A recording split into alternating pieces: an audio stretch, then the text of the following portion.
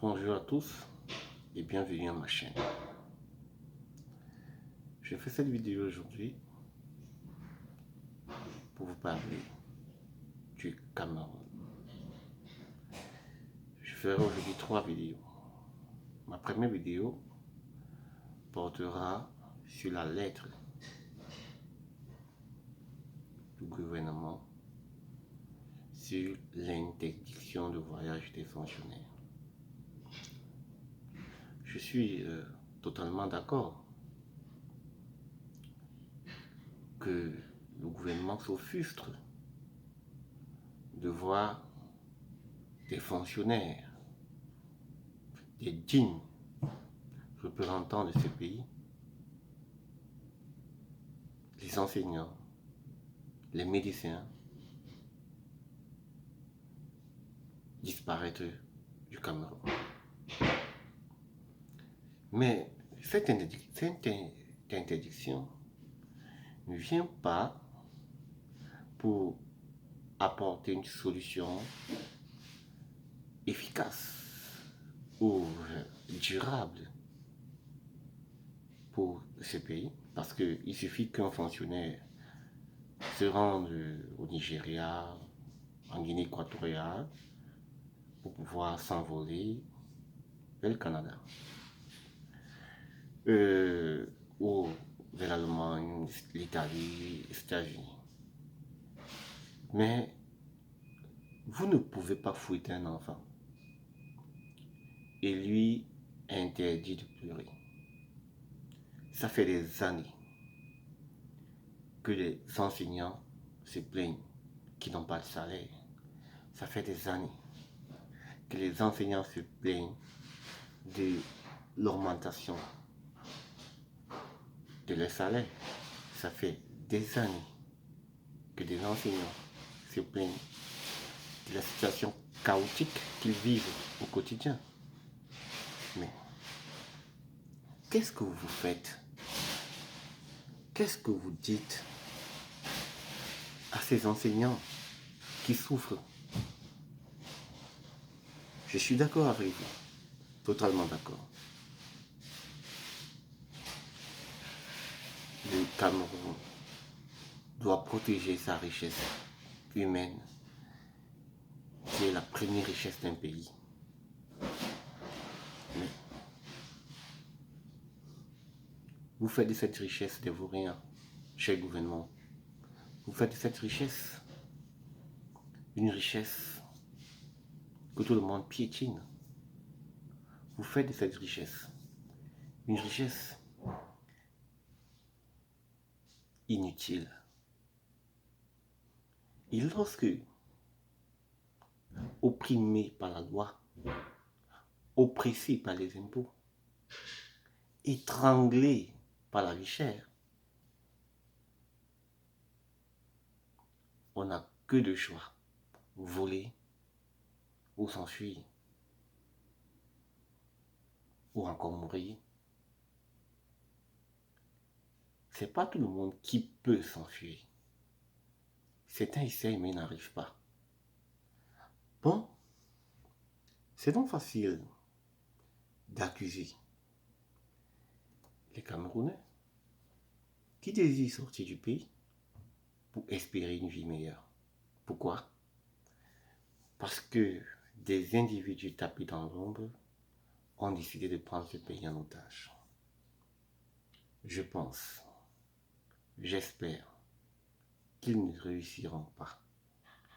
Parce que ce pays ne les appartient pas. Je pense, au fond de toute ma demande, c'est de réveiller dans chaque responsable du gouvernement du Cameroun la volonté de bien faire les choses.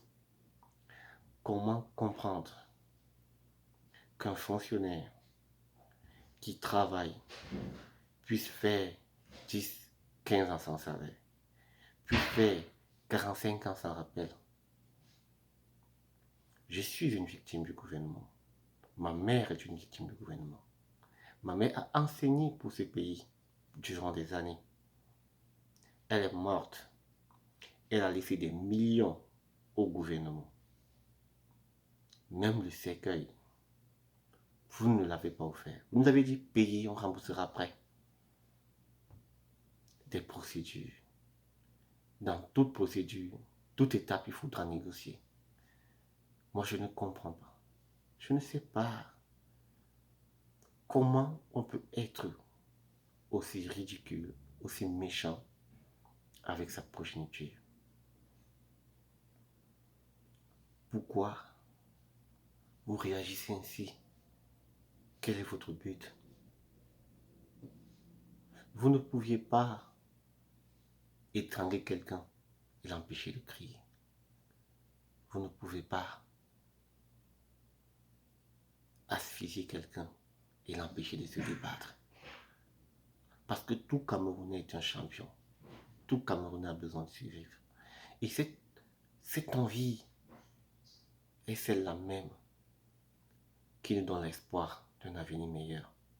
Cette envie est celle-là même qui nous aide à être meilleurs dans d'autres pays.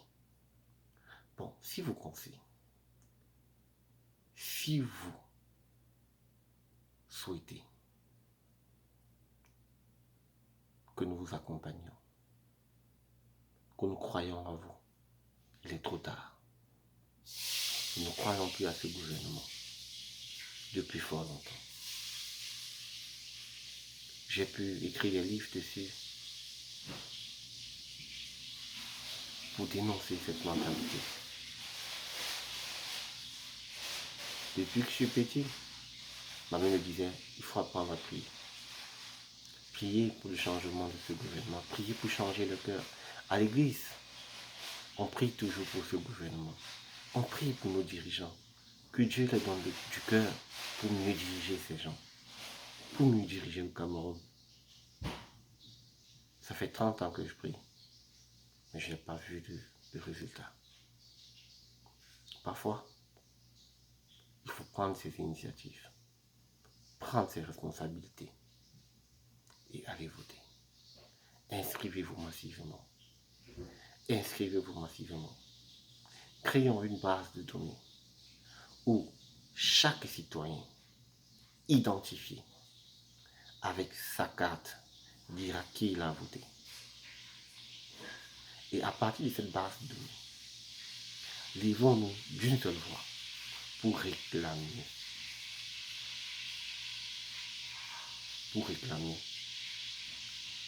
le suffrage. Cette démocratie qui devrait être.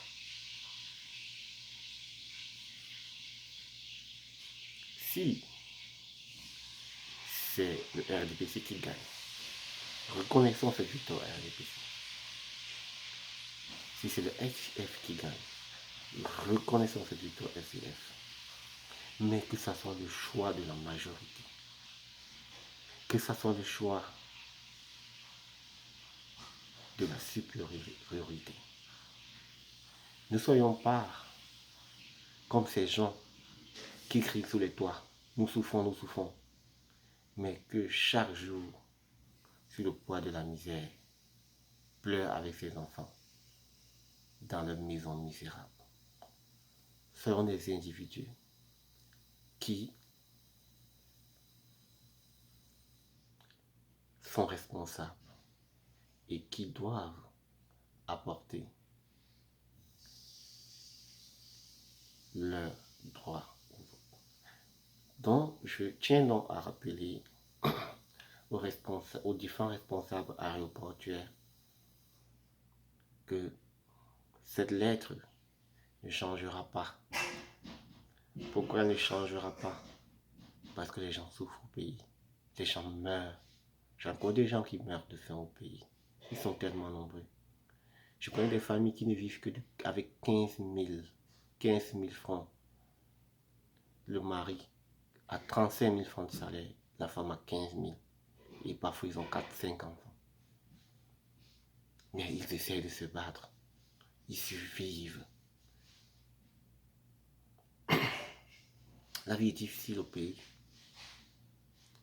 Je ferai la prochaine vidéo sur la vie chère. Merci. Abonnez-vous. ma chaîne et à bientôt. Je vous remercie pour votre temps et de m'avoir suivi.